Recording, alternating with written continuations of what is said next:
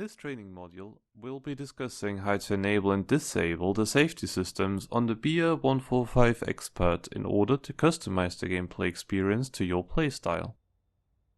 We're starting out in a classroom today to look at how the Expert mode game settings affect the safety systems. The Expert mode setting can be found in the Player Assist category and can be either on or off. If the Expert mode is set to on, the following defaults will change. Default simulation on Expert vehicles will be enabled. Train data entry needs to be done manually, and, relevant to this module, CIFA, PZB and LZB are enabled. If you change this setting while already driving, it will not take effect until starting a new service. If you want to, feel free to adjust the Expert mode setting now.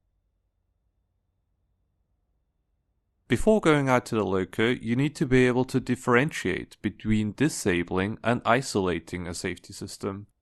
So far, only disabling has been mentioned. Isolating only logically stops the safety system from performing its normal duties, but it remains in charge of its own brake actuation assembly and may even continue to provide very limited monitoring. For example, if the PZB is isolated with the PZB isolation switch, it will still trigger a penalty brake if a speed of 100 km/h is surpassed, and still causes the 1000 Hz indicator to flash. Once you are ready to be shown how to enable and disable the safety systems on the loco, stand up from your seat.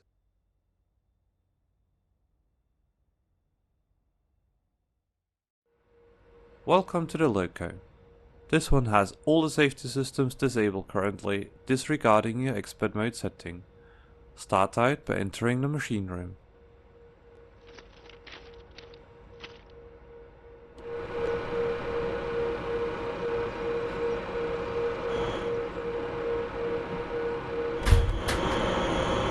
You're now standing in between the LSS panels and the pneumatics rack. From here, you will receive on-screen guidance on how to enable CIFA and the PZB LZB.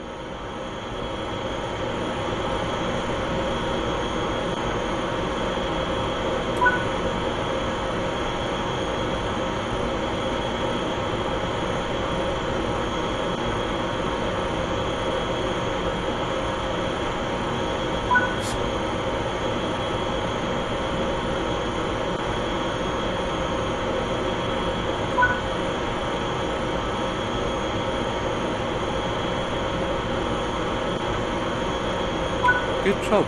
Next up, use the 3 switches shown to isolate CIFA, PZB and LZB.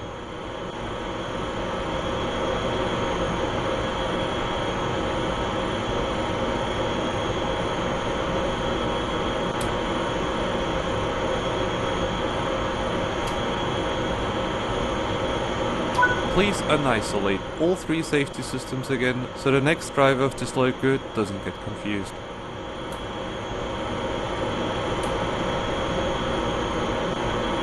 Now, please disable CIFA and PZB LZB.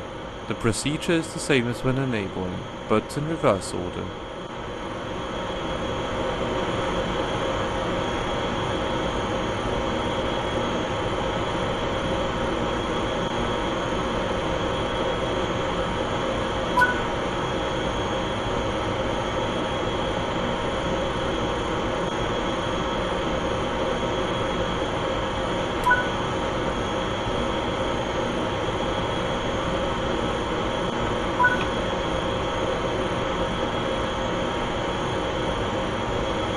That's all there is to this training module.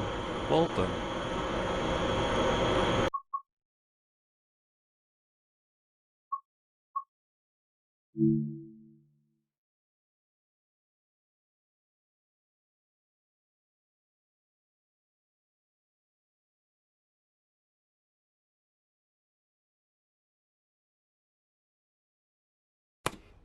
Zugbeeinflussung, Zugbeeinflussung, Zugbeeinflussung, Zugbeeinflussung. In this training module, you'll learn how to deal with fault messages on the left-hand MTD display on a general basis. Störung, Störung, Störung. The Störung voice alert and the flashing yellow box on the display are indicative of a new fault which just occurred. Open the fault overview page with the ST button.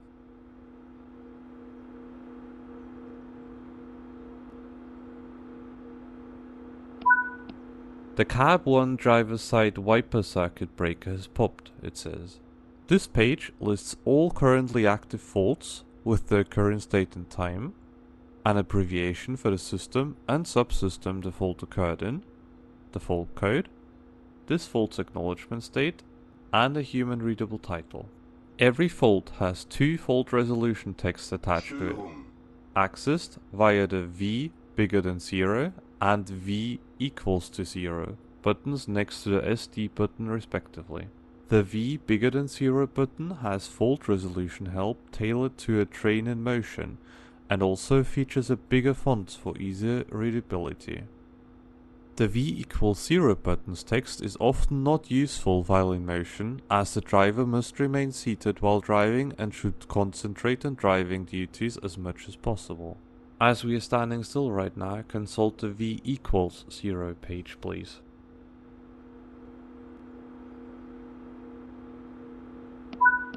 It's simply asking us to try and close the circuit breaker again. Close the V equals 0 page with the C button again first please.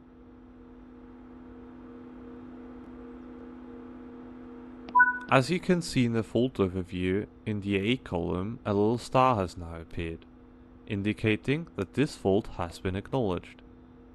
This turns the previously flashing ST box into a solid yellow and stops the repeating Störung call out every 30 seconds. This makes it easier to notice a new incoming fault too. A new fault will cause a voice alert and the flashing yellow box again. If you acknowledged the fault while moving before and could not resolve it while in motion, don't forget to check the V equals 0 again after you've come to a stop. Please stand up and attempt to close the circuit breaker listed in the resolution text now, then return to the driver's seat.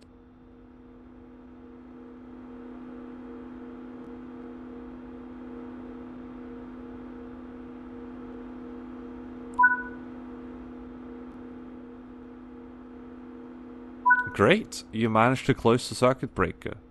Yet, the fault's still listed in the fault overview. This might be confusing, but it's by design.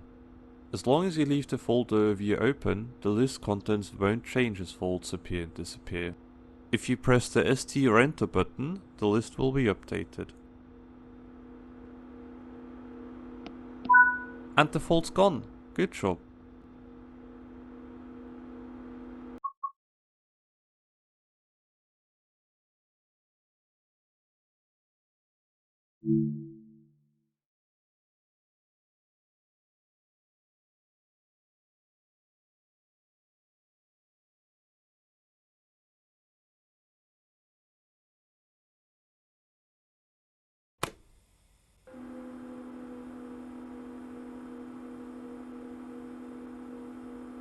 In this training module, we will be learning what needs to be done before taking off with the freight train that you have just taken over. This will include the brake tests and inspections done in a freight consist. First, we'll take a moment to figure out our brake mode configuration. This doesn't need to be done now necessarily, it could also be done after the brake test, but you'll see why it's better now shortly. In simplified terms, the brake mode modifies the application speed of brakes, so they apply more evenly and smoothly through long trains, but still as rapidly as safely possible. This innovation from the 1910s avoids excessive forces on the couplers and cars running into each other. By default, all vehicles shall have the brake mode G. If we're at or below 800 tons of weight in the wagon train, excluding locos, all brakes, including the locos, may be set to P. Above 800 tons, all leading locos must be in G.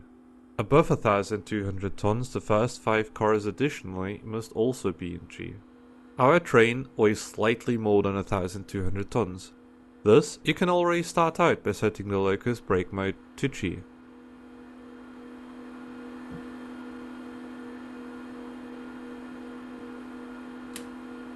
To secure the loco before starting the brake test, please apply the parking brake.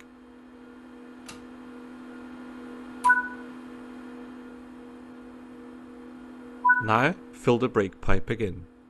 Please note that if your consist has not already had its fair share of air, it may take up to 5 minutes to properly fill the brake pipe.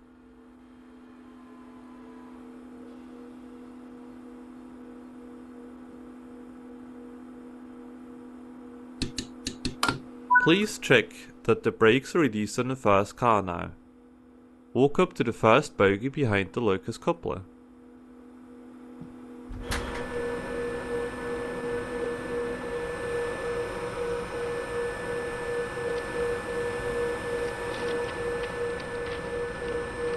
There are two ways to confirm the brake shoe's application state. Either kick the brake shoe and listen, or watch for movement like this.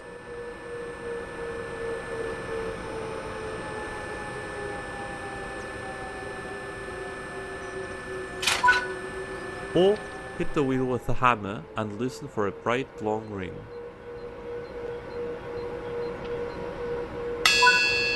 Please return to the driver's seat now.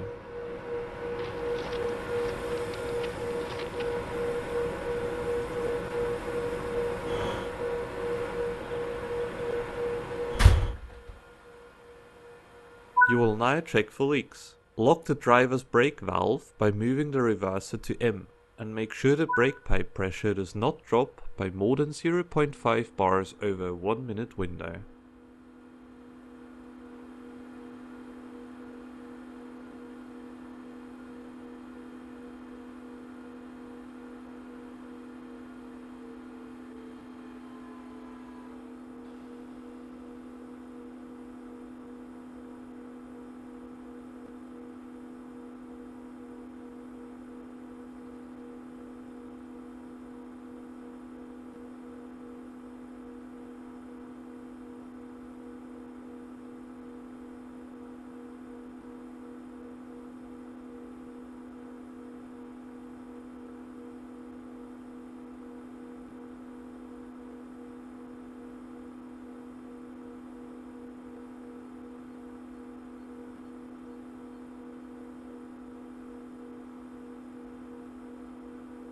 Perfect. Please return the reverser to the forward position.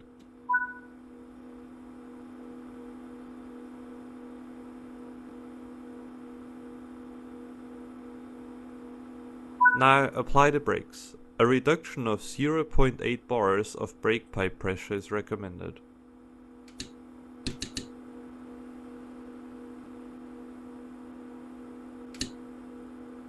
It is now required that you walk along one side of the entire train and check that all the brakes on all bogies are applied. If it's below 2 degrees Celsius, you should even check every brake shoe. We'll walk along the right hand side in this training module.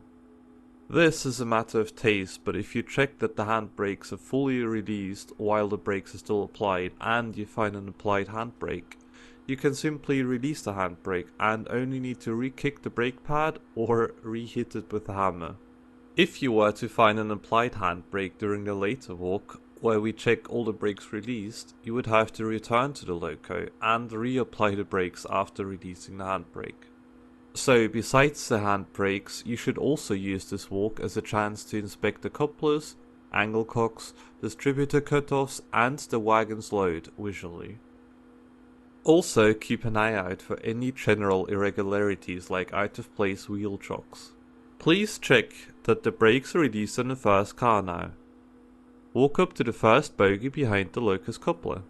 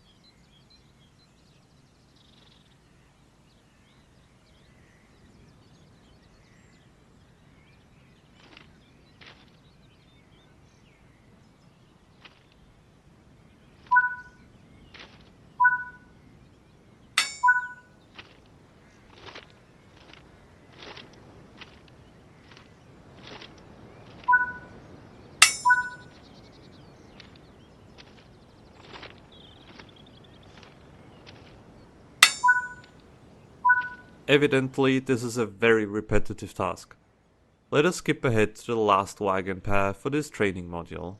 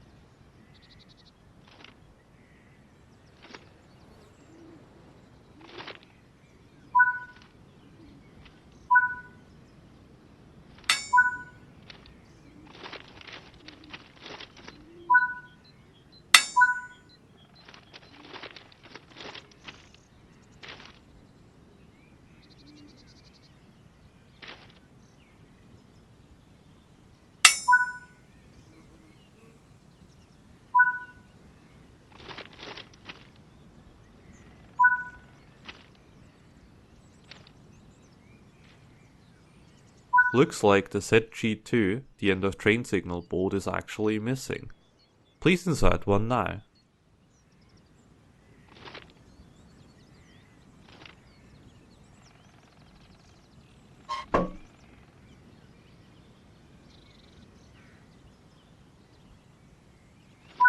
And now, return to the loco to release the brakes for the second run down the train.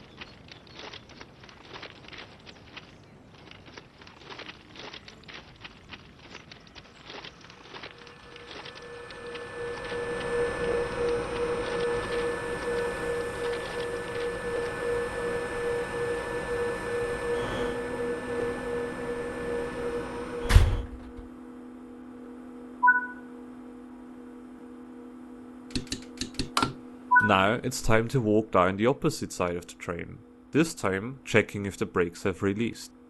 The same 2 degrees Celsius rule as before still applies. The couplers, angle cocks and distributor cutoffs do not need to be inspected a second time. Still, look out for general irregularities and issues with the load you may have missed from the other side. Also, this time you should correct incorrect brake mode settings.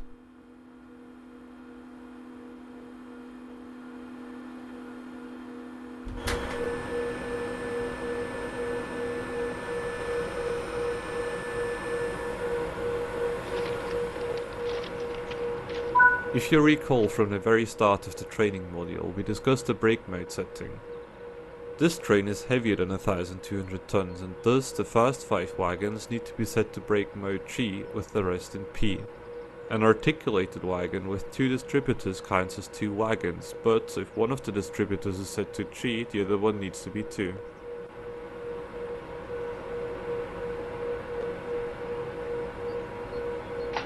This is not applicable to these wagons, but if empty...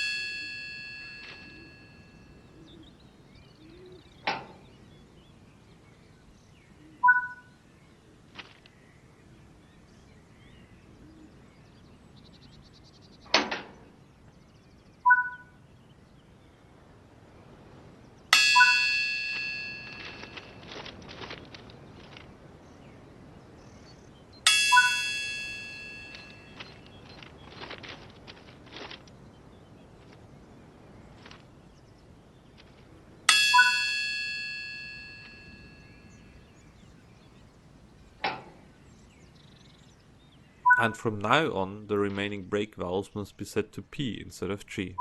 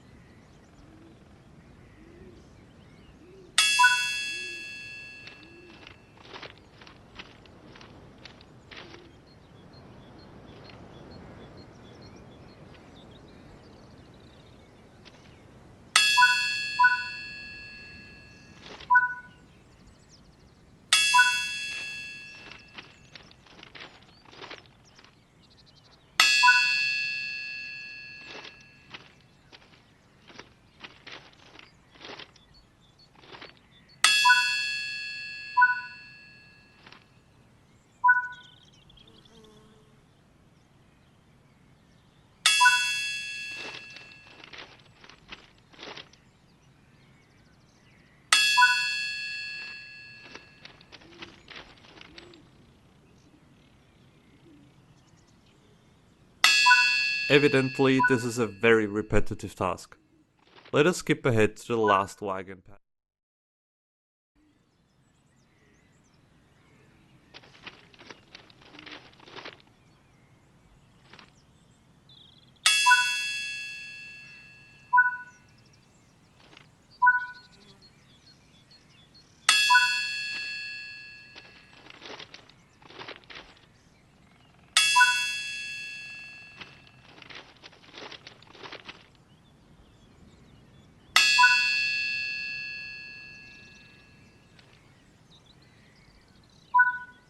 Good job. That concludes this training module.